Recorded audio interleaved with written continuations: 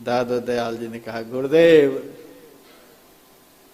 पूरी दो हाथों सुनो, तन भी तेरा, मन भी तेरा, तेरा पिंड प्राण, सब कुछ तेरा, तू है मेरा, यह दादू का ज्ञान है।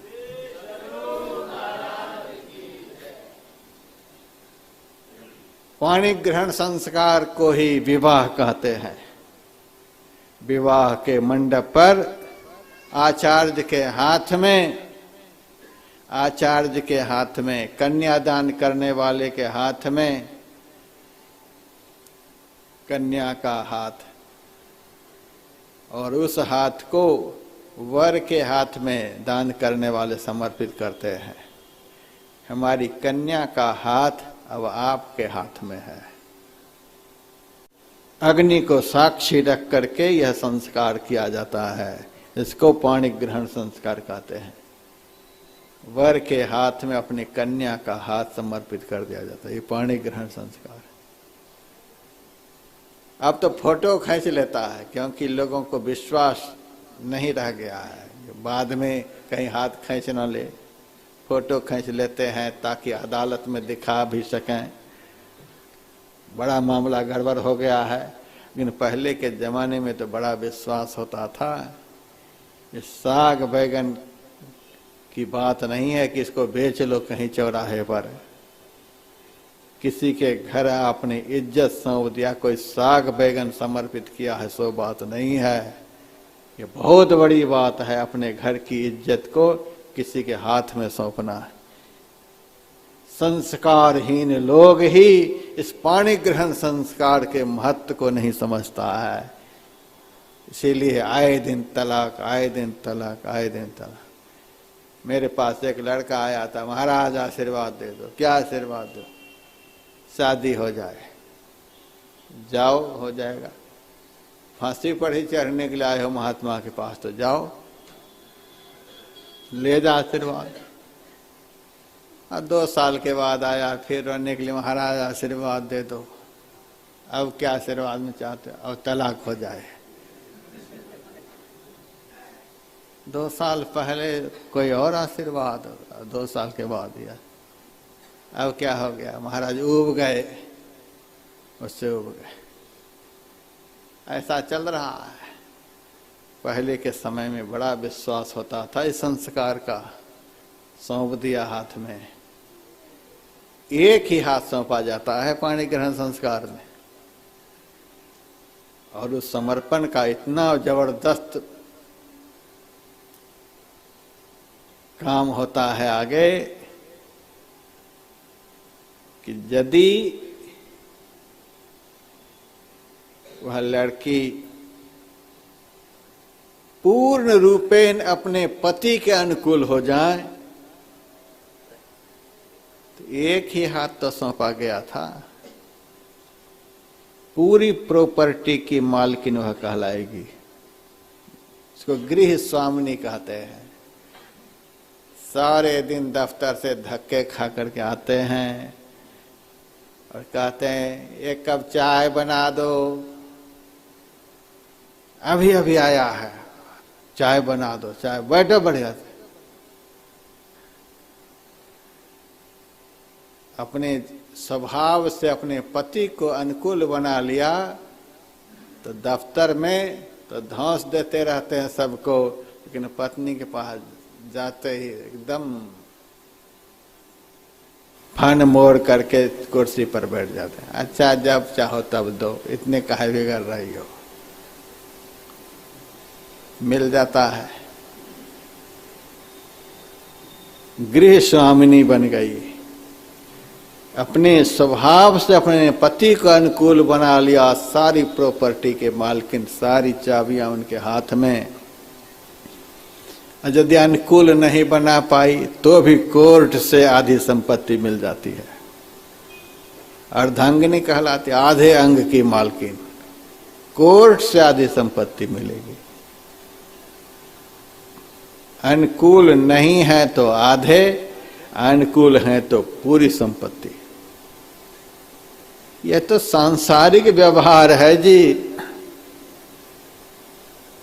जितना हम अनुकूल हो पाते हैं, जितना हम अपने को उनके ऊपर समर्पित हो पाते हैं, उतने की संपदा पर अधिकार हो जाता है। पूरा समर्पण तो पूरी मालकिन।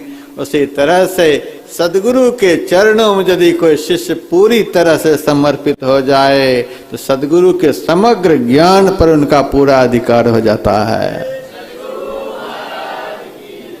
संपूर्ण भक्ति पर, संपूर्ण साधना पर समर्पण में कमी है। इसीलिए जितनी सहायता होनी चाहिए नहीं मिल पाती। गुरुदेव कहते थे जितना समर्पण उतनी सहायता। कबीर मैं क्यों चिंताऊं मम चिंते का होय, चिंता मेरी हरि करे मोहिनी चिंता को। अब सौंप दिया है जीवन के, सद शिष्य के समग्र जीवन की चिंता सदगुरु के हाथ में, सद भक्त के समग्र जीवन की चिंता सत्य स्वरूप परमात्मा के हाथ में। बिल्कुल मस्त होकर के रहना चाहिए। संत विनोबा भावे कहा करते थे, वह यात्री मूर्ख है जो यात्री चलती हुई ट्रेन में अपने माथे पर बोझ लेकर के सफर करता है। ये बोझ समेत ट्रेन तुम्हें खींच ही रही है, तो पागल बोझ को नीचे रखकर आराम से क्यों नहीं सफर करता है। उसी तरह से वह भक्त मूर्ख है जो सदगुरु सारे संसार रूपी ट्रेन को चला रहे हैं, उनके सहारे भी अपने माथे पर चिंता के बोझ लिए जी रहा है। आराम से सफर करो, चिंता मेरी हरि करे मोहिनी चिंता को।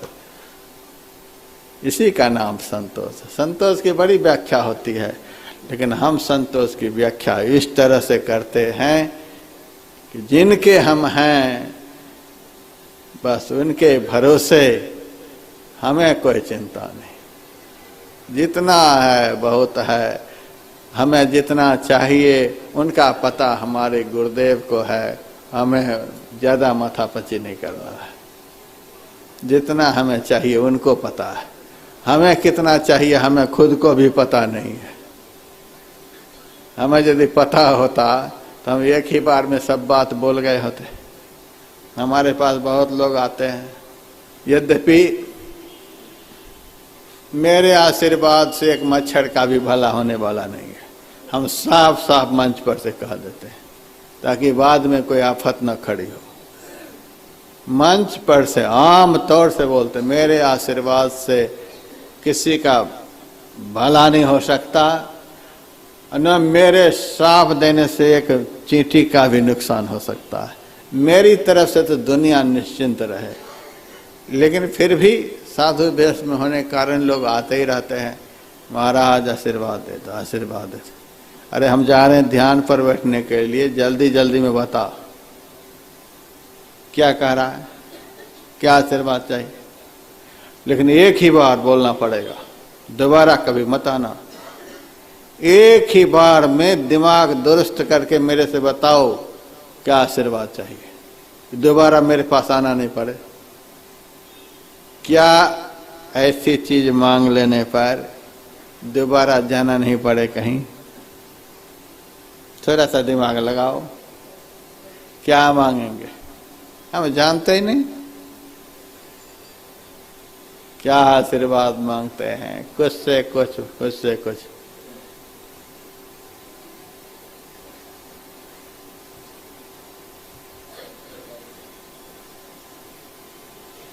कुछ से कुछ, कुछ से कुछ मांग लेते हैं और सारे जीवन मांगते ही रहते हैं।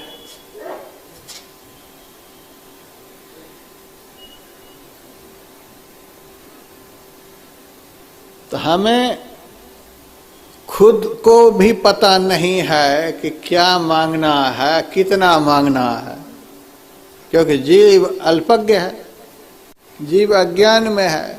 इनको पता ही नहीं कि क्या मांगना है और कितना मांगना है कि फिर दोबारा मांगना ही नहीं पड़े। संत जो होते हैं, सर्वज्ञ होते हैं, उनको सब पता होता है। इसलिए सर्वज्ञ के सामने तू अल्पज्ञ काहे के लिए माथा लगाता है? निश्चिंत हो जाओ, चिंता मेरी हरि करे मोहिन चिंता को, यही है संतोष।